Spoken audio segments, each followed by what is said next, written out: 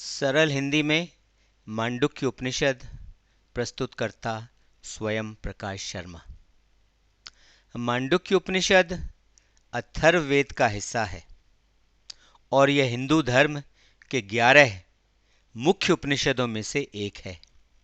यह सबसे छोटा और सबसे कठिन उपनिषद है। केवल 12 श्लोकों में यह सारी मानवीय चेतना के बारे में बताता है, मनुष्य की जागने की अवस्था से लेकर उसकी समाधि की अवस्था तक, उसकी अंतर्ध्यान की अवस्था तक। उपनिषद में ओम के सिद्धांत का भेद बताया है। ओम के 3 तत्व हैं, अ, उ तथा म, जो मानवीय चेतना की 3 अवस्थाएं दर्शाते हैं। परम ब्रह्म या परमात्मा संसार में भौतिक रूप में, सूक्ष्म रूप में तथा करने वाले करणीय रूप में प्रकट होते हैं। वह एक ही सत्य, वह एक ही ब्रह्म संसार में अनंत और भिन्न भिन्न प्रकार से बदलने वाली और स्थानांतरित होने वाली वस्तुएं बन जाते हैं, जिन्हें हम अपनी चेतना की अलग अलग अवस्थाओं में देखते हैं, जिनका हम अनुभव करते हैं और जिन्हें हम भोगते हैं। उपनिषद में 4 अवस्थाओं का वर्णन है। जागने की अवस्था, सोते हुए सपने देखने की अवस्था, बिना सपनों वाली गहरी और पक्की नींद की अवस्था और समाधि की अवस्था, अति उत्तम चेतना की अवस्था, जहां मनुष्य अपनी बाकी तीनों सामान्य अवस्थाओं से ऊपर उठकर परम सत्य, परम ब्रह्म में विलीन हो जाता है। आदि शंकर का मानना था कि यदि हमें एक ही उपनिषद पढ़ना हो तो वह मांडुक्य उपनिषद होना चाहिए, क्योंकि यह छोटा भी है और ठोस भी है और यह अध्यात्म ज्ञान के गहरे रहस्य को अच्छी तरह समझाता है। माना जाता है कि सभी वेदों का ज्ञान और उनकी सारी विद्वत्ता संक्षेप में मांडुक्य उपनिषद के 12 श्लोकों में समेटी हुई है। यह भी माना जाता है कि यह एक ही उपनिषद अकेला ही मनुष्य को मुक्ति और परम गति दिलवा सकता है। उपनिषद अक्षर ओम ही परम ब्रह्म परमात्मा है। ओम ही सब कुछ है। यह जगत, यह सृष्टि सब ओम ही है। ये सब के सब ओम के ही स्वरूप हैं। ओम भूत, वर्तमान और भविष्य है, और जो कुछ भी भूत, वर्तमान और भविष्य से भी परे है वह ओम है। ओम भूत से भी पहले है और ओम भविष्य के भी बाद है। यह सारा जगत, यह सारी सृष्टि सब कालों और युगों में रहने वाला अनंत परम ब्रह्म ही है। सारी सृष्टि में ऐसा कुछ भी नहीं है जो ब्रह्म ना हो। ब्रह्म ही सब कुछ है और सब कुछ ब्रह्म ही है। आत्मा भी ब्रह्म है।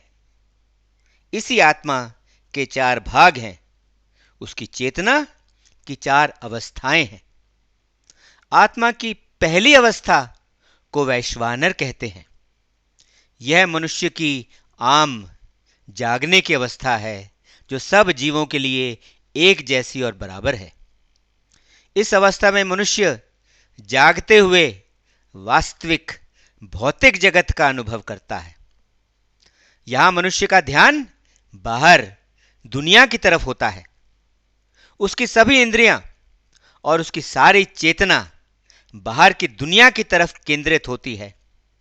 यहां उसे केवल बाहरी दुनिया का, जैसे उसे वह दुनिया दिखती है, उसे उसी का एहसास होता है।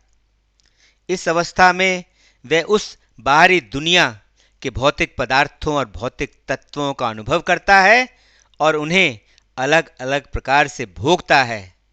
संसार को वह संसार की सारी विविधता में भोगता है। यह मनुष्य की भौतिक स्थिति है। आत्मा की दूसरी अवस्था को तेजस कहते हैं। यहां मनुष्य अपनी ही रची हुई अपने सपनों की दुनिया में जीता है। यहां उसकी सभी इंद्रियां, उसकी सारी चेतना और उसकी सारी समझ उसके अपने अंदर ही केंद्रित होती है और वह अपने ही मन द्वारा रची हुई अपने सपनों की दुनिया में उस दुनिया के सूक्ष्म तत्वों को भोगता है। यह मनुष्य की मानसिक स्थिति है। आत्मा की तीसरी अवस्था प्राज्ञ कहलाती है। यह मनुष्य की बिना सपनों वाली गहरी और पक्की नींद की अवस्था है। यहां उसका मन विश्राम करता है और उसकी जागरूकता ठहर जाती है। इस अवस्था में ना तो कोई सपने होते हैं और ना ही कोई इच्छा होती है।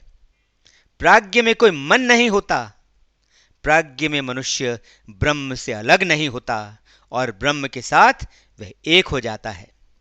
प्राज्ञ में मनुष्य की चेतना अविभाजित और एक रूप हो जाती है। वह आनंद से विभोर हो जाता है और केवल आनंद ही अनुभव करता है और आनंद ही भोगता है। यह मनुष्य की बौद्धिक स्थिति है। लेकिन जो ऐसी गहरी नींद में है वो तो सोया हुआ है और वह यह सब नहीं जानता।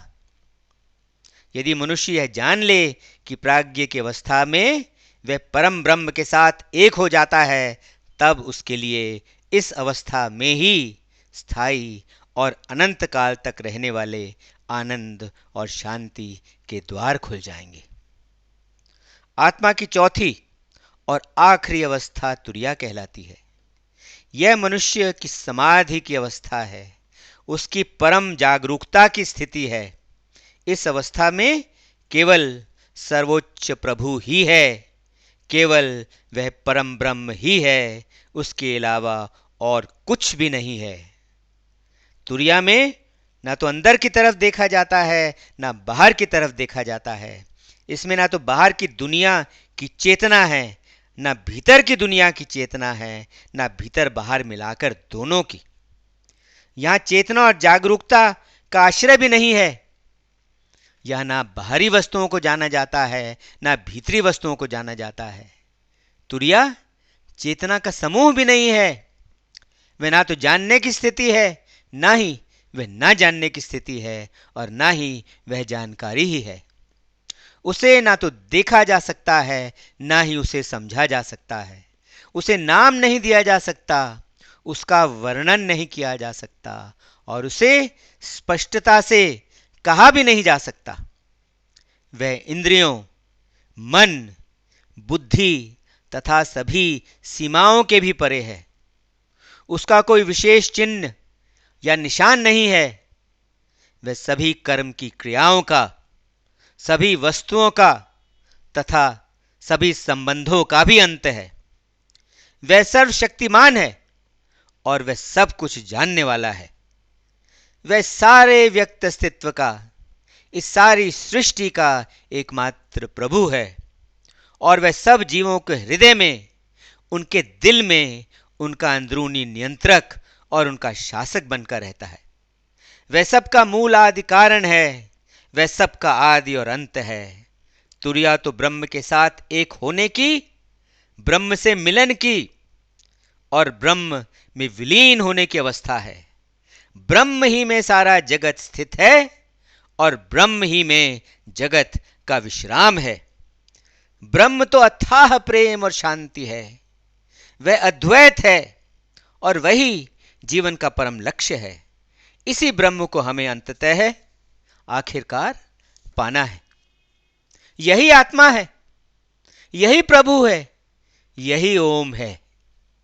ओम जबकि अविभाजित है, फिर भी इसके तीन तत्व हैं, जो इसके तीन अक्षर अ, उ तथा म हैं।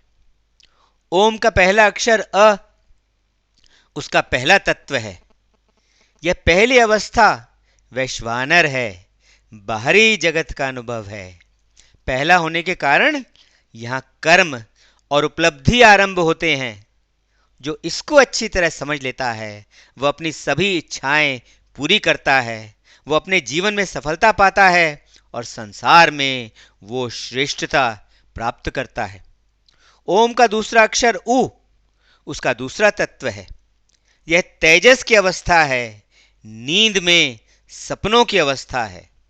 अ से उत्कृष्ट होने के कारण यहां उत्कृष्टता और एकीकरण की शुरुआत होती है। जो इसको समझ लेता है वह अध्यात्म ज्ञान की परंपरा को बढ़ाता है और वह जीवन की सारी विविधताओं और उनसे उत्पन्न हुई सभी भेदभाव को मिटाता है। वो सबको एक ही नजर से देखता है और सबके बराबर बन जाता है। उसके परिवार में सभी आध्यात्मिक जीवन बिताते हैं, सभी ब्रह्म को जानते हैं। ब्रह्म को ना जानने वाला उनके परिवार में पैदा नहीं होता। ओम का तीसरा अक्षर म उसका तीसरा तत्व है। यह प्राज्ञ की अवस्था है, गहरी और पक्की नींद की अवस्था है, जहां कोई सपने नहीं होते, जहां मन विश्राम करता है और जागरूकता रुक जाती है। इस अवस्था में मापने और विलय करने की शुरुआत होती है। जो इसे समझ लेता है वह सब कुछ माप लेता है, वो सब कुछ समझ लेता है और उसे वह अपने में ही विलीन कर लेता है, वह अपने में ही समेट लेता है। अक्षर ओम एक ही शब्द के रूप में आखिरी अवस्था तुरिया है। यही परम ब्रह्म है, यही परम आत्मा है, जो अविभाजित है, जो बिना अंगों के है, जो बिना तत्वों के है, जो अद्वैत है, जो सौम्य है, जो दयालु और कृपालु है, जिसमें सारा विश्व स्थित है और जिसमें सारी सृष्टि घुल जाती है, जिसमें सृष्टि का विलय होता है। यह ब्रह्म, यह परमात्मा तो एक ही है, उस जैसा दूसरा और कोई नहीं है। इस प्रकार अक्षर ओम ही परमात्मा है और जो ओम को परमात्मा जानता है वो स्वयं परमात्मा बन जाता है। वो अपनी आत्मा द्वारा उस परमात्मा में प्रवेश कर उसी में विलीन हो जाता है और सचमुच वही परमात्मा बन जाता है। वो सचमुच वही परमात्मा बन जाता है। मांडुक्य उपनिषद समाप्त। ओम शांति शांति शांति। ओम।